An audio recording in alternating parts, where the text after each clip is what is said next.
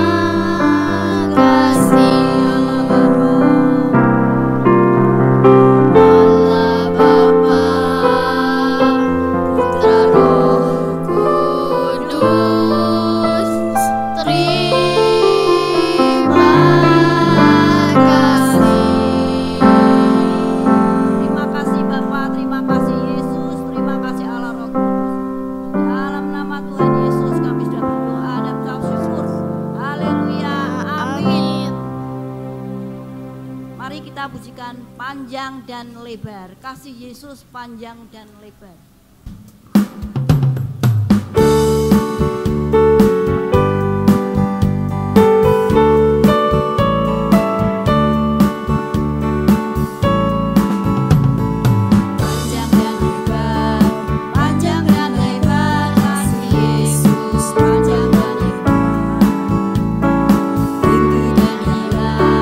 Tinggi dan dalam,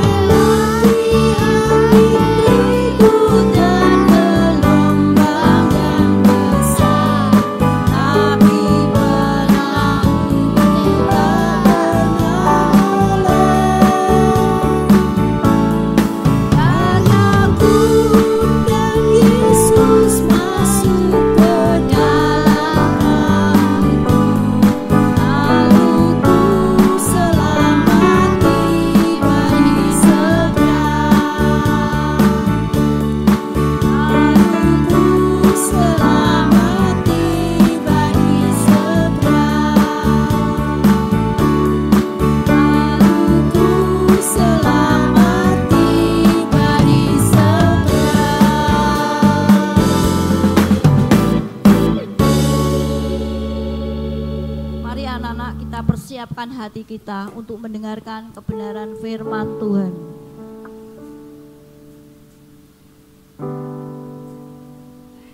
Mari kita pujikan Roh Kudus yang manis.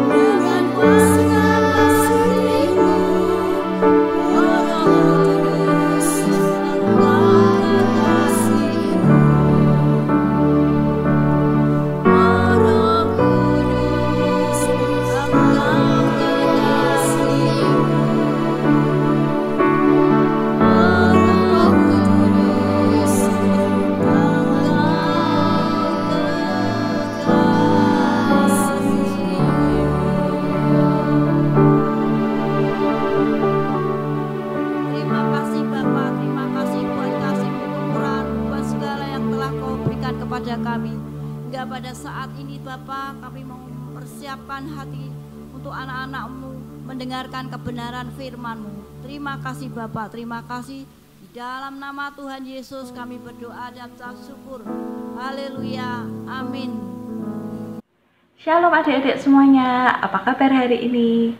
Semoga semua dalam keadaan yang baik, dalam keadaan yang sehat ya. Hari ini kita ketemu lagi, ya kita mau sama-sama dengar cerita, kita sama-sama mau belajar firman Tuhan ya. Adik-adik, kita itu perlu bersyukur ya. Kita bersyukur diberi tubuh sama Tuhan yang sehat.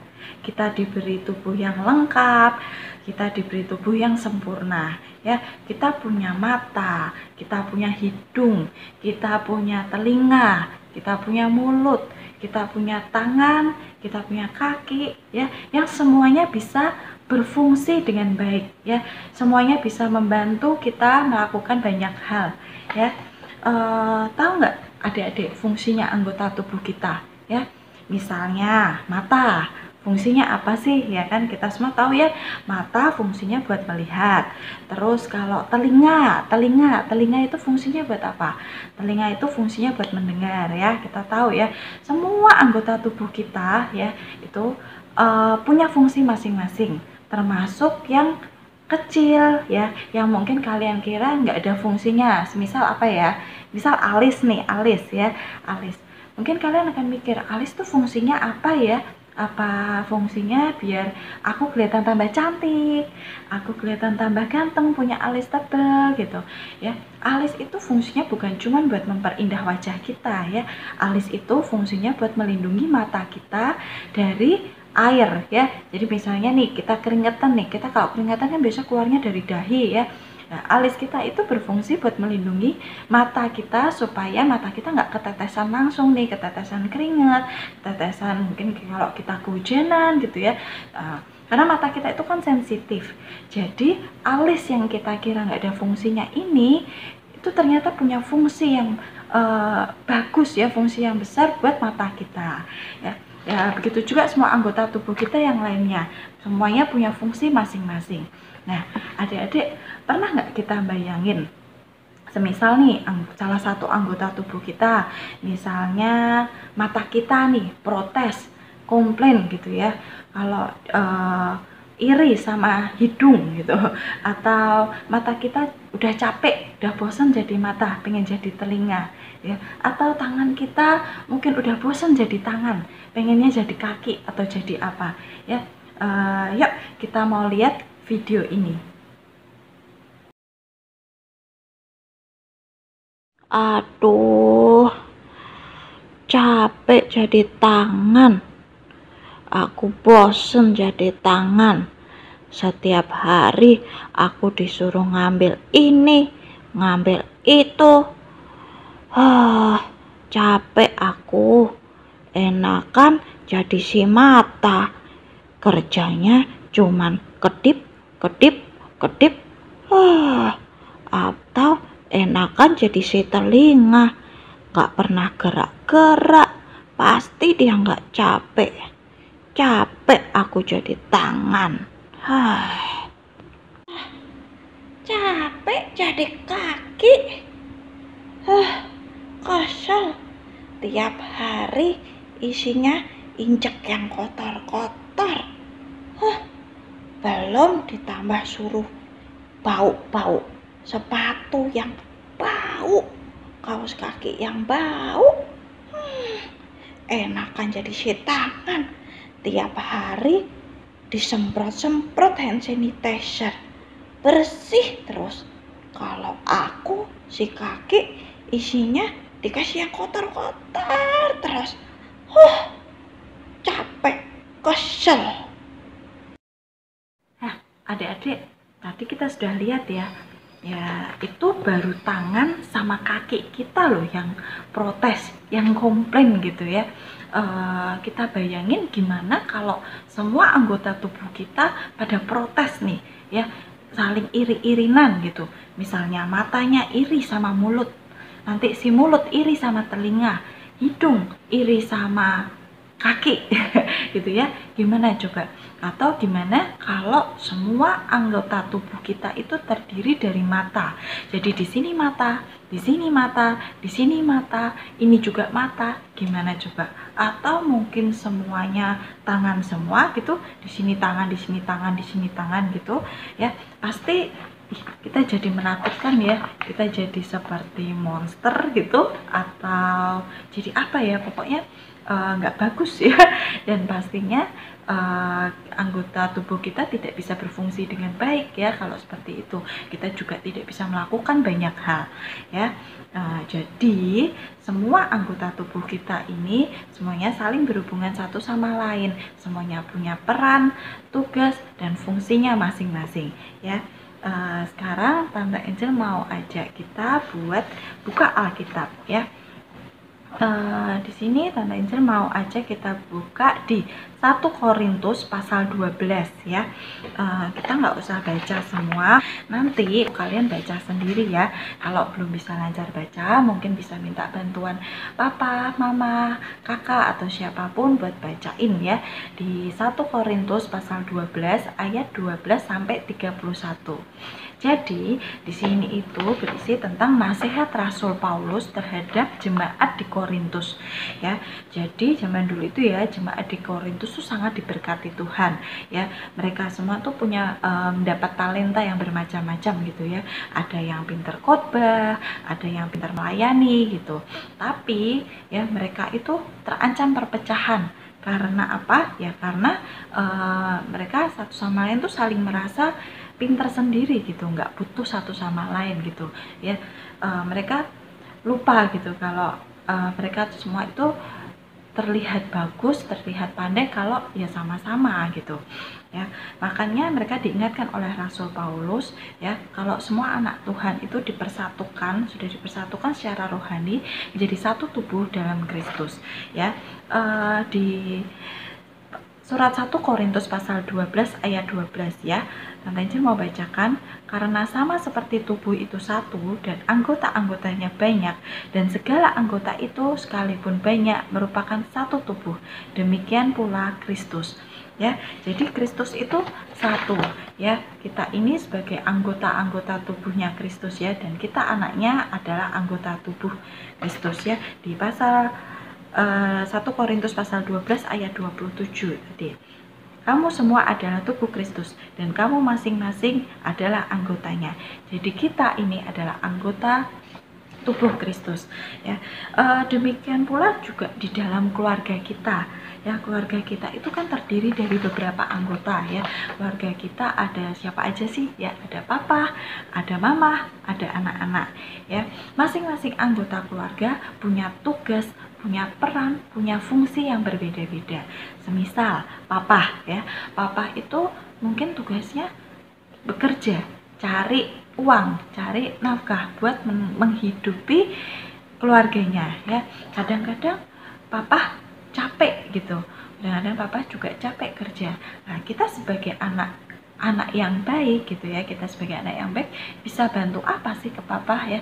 Mungkin kalau papa pulang gitu, kita bisa sambut papa dengan sukacita ya, jangan malah kita berantem di depannya papa gitu yang lagi pulang kerja gitu. Itu pasti papa akan jadi jengkel gitu ya. Mama pun bisa bantu papa ya, misal ada mama-mama yang juga bekerja ya, ikut membantu papa buat mencari uang buat menafkahi keluarga ya, buat memenuhi kebutuhan keluarga gitu ya. Atau mungkin kalau mama tidak bekerja, mungkin mama bisa menyiapkan masakan yang enak buat papa, makanan yang enak buat papa gitu ya.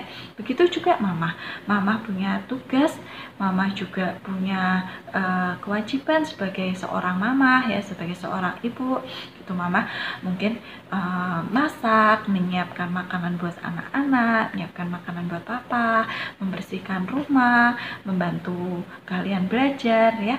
Kalau mama capek gitu ya, anak-anak bisa bantu apa ya? Mungkin kalian gak bisa nih, aku masih kecil tante, aku gak bisa bantu mama, aku gak bisa bantu cuci piring, aku gak bisa bantu ngepel ya.